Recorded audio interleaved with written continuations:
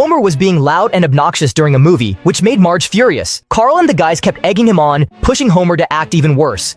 Marge finally had enough and told Homer she was done with him. The next day, Carl and the gang kept encouraging Homer, but he was already starting to regret his behavior. He tried calling Marge to apologize. But just then, Burns and the others drove by and crashed into Homer's ladder, knocking him down hard.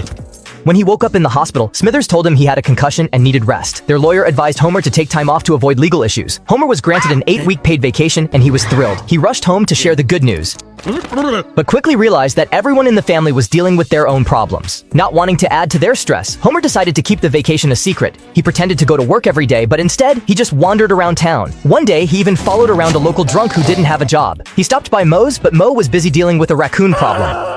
Homer got sucked into a weird TV show, and before long, he started having vivid fantasies. Strangely, people's fantasies were somehow visible to each other. Homer's own fantasy version of himself tried to change him. Even the cops turned out to be part of his fantasy. His fantasy self pushed him to try hitting on other women to help him build confidence. At first, nobody was interested in him, but with the fantasy's help, Homer actually won someone over, only to find out she already had a boyfriend. Homer ended up beating the guy and running away. Meanwhile, Marge came by the plant to bring Homer lunch, and Lenny had no choice but to come clean. Marge was even more upset.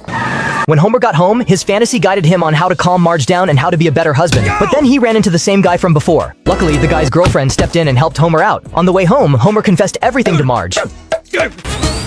With help from his fantasy, he actually managed to make things right. The family made up, and everything went back to normal. Also, Homer had technically finished his vacation a week ago.